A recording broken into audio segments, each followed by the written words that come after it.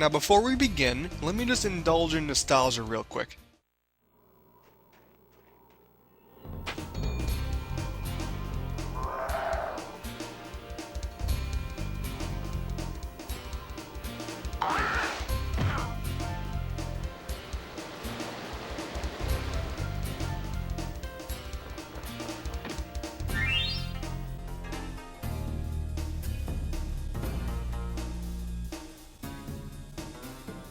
Oh, you are so welcome for that. I like to think that every gamer has a specific game or series of games that defines their childhood besides, Pokemon. And for me, totally Spyro. The hours I put into this game are unreal, and I still occasionally pop it in and play to this day. But let's just see how much this game holds up after 13 years. Wait, 13? Oh my god, I feel so old. The story begins in the world of dragons. All the dragons of the land are just chilling out while being interviewed for whatever reason, and when asked about an evil being named Nasty Nork, or Gunasty Gunnork, another dragon steps in and thinks it's a brilliant idea to say that he's not only not a threat, but he's ugly. Of all the nerve. Nasty retaliates by somehow turning every dragon in the handful of dragon worlds into statues, of course except for good old Spyro. And then as the game says, the adventure begins. The main goal in Spyro the Dragon is to go through the game's levels, collect all the colored gems you can find, catch a multitude of thieves in the first 3 worlds to receive dragon eggs, and of course, saving the dragons from their statues.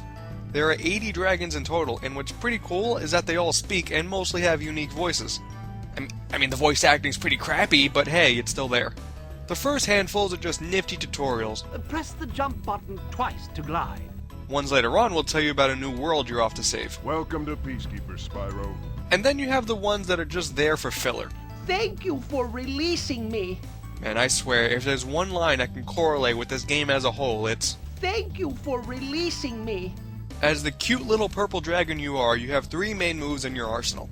You can glide over long landscapes to get to new areas, and you have 2 attacks by being able to charge by using your horns and using your fire breath. It's certainly not a wide variety of attacks at your disposal, but until you play the game for yourself, you don't know how satisfying it is to crisp up an enemy so much that they disintegrate into a gem. You're also joined on your quest by Sparks the Dragonfly, who is basically your life bar and will change color to determine how many hits you have left, until he disappears and then it's only 1 hit for death. How the color of a dragonfly can determine a dragon's life, I have no idea, but it's a dragonfly for a dragon, so who are we to question it? There are 5 worlds for Spyro to explore, along with the final one for Nasty himself. There's the cliché grass landscape for artisans, the war zone of peacekeepers, the bright and colorful magic crafters, the dark and dreary beast makers, and the just flat out weird dreamweavers. Each world, sans Nasty's world, has 3 levels, a flight level, and a boss level. And aside from the flight levels, the main levels match the mood and style of the world they're in. The levels themselves are fairly linear, with many levels having a couple side paths along the way, only ever asking you to backtrack if you find a key for a previously found locked chest.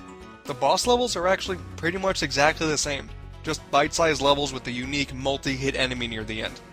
And they're all pathetically easy, but on one side, the first boss is a sheep on stilts under a pumpkin Grim Reaper costume, and on the other side, there's Blowhard. Blowhard. Now the coolest thing about the game are of course the flight levels, where you get to freely fly around and you're tasked to get 4 groups of 8 different targets in a time limit. Along with being timed, each time you get a target, it'll add a couple seconds to your timer, which definitely makes it addicting to see how fast it can be done. And really, that's all there is to the game, it's pretty straightforward. Now my nostalgia for this game is overwhelming. This is one of the first games I really got into as a kid, and as much as it pains me to say it, the game doesn't hold up as well as I'd like it to.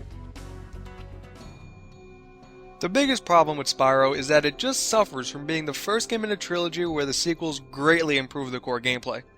Looking back, the levels in this one just feel really barren with nothing really to do but run around and collect stuff.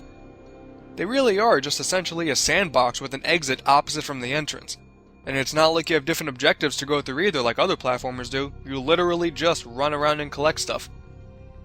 And then the game is also pretty short and can clock in at about 4 to 5 hours, which is totally fine, but there really is no variety throughout the entire thing. Pretty much every level is the same old collect gems and dragons ordeal. There are only 2 times throughout the game where something comes in to spice things up. There are boost ramps which let you gain really fast speeds and you can do super jumps to get to new areas. Now those are pretty damn sweet, I'm not gonna lie, they're pretty cool. And then there's temporary super fire breath which you can use to destroy metal, which is pretty cool, because you normally couldn't do that otherwise. But you only use it a few times throughout the game, so it's incredibly underplayed and nowhere near as fun as the boost ramps. And then aside from the occasional pit you need to glide over, there really is nothing in the way of platforming. The game itself just feels overly bland and basic. But don't get me wrong, I'm not saying I completely hate Spyro, that couldn't be any further from the truth. There's still a lot I like about this game. The big thing for me, and it might seem a little bit weird, it's the personality that this game gives off. The world Spyro plays in actually feels like they were aiming to set it during the medieval days. Pretty much everything in the game is in very simple design, feels very artificial, and fits a very natural setting like the grassland or the swamp. And then the dragons you save all have these really weird names that get associated with the medieval days more times than not. Like Delbin, Ulrich, and Cletus, I guess. Spyro, it's great to see you, but I've got to go. Alrighty then. And while the levels are certainly barren, I wouldn't outright say that they were boring, and I'd be lying if I said some of them weren't still really fun to play. As I said before, the flight levels are all pretty awesome.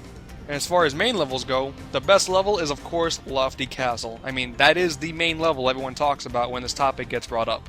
Only those who have played it will understand why it's so much fun, but it's a floating castle, I mean, come on.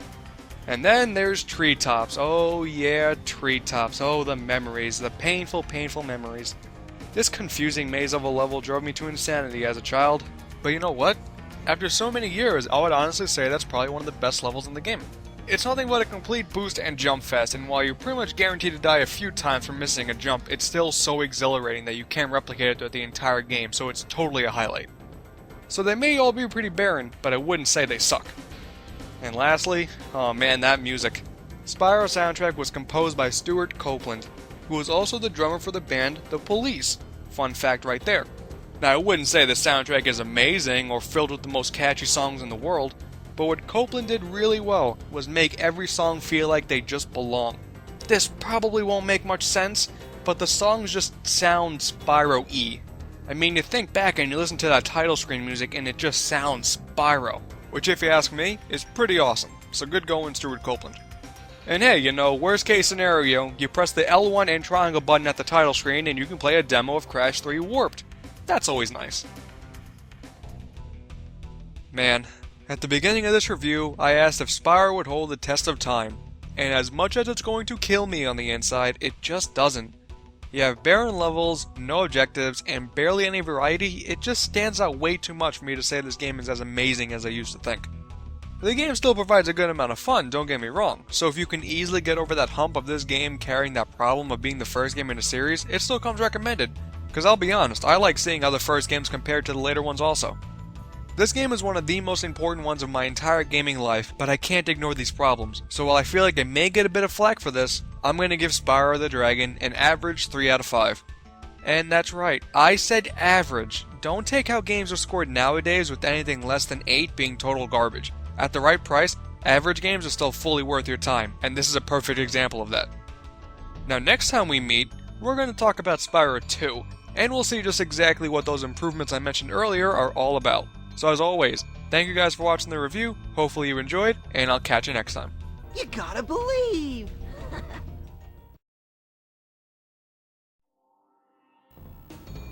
Thank you for releasing me, Spyro. Thank you for releasing me. Thank you for releasing me. Thank you for releasing me. Thank you for releasing me. Thank you for releasing me. Thank you for releasing me. Thanks for releasing me, Spyro. Thank you for releasing me. Thanks for releasing me. Thank you for releasing me. Thank you for releasing me. Thank you for releasing me. Thank you for releasing me. Thank you for releasing me. 15 times! 15? Really? Oh, jeez.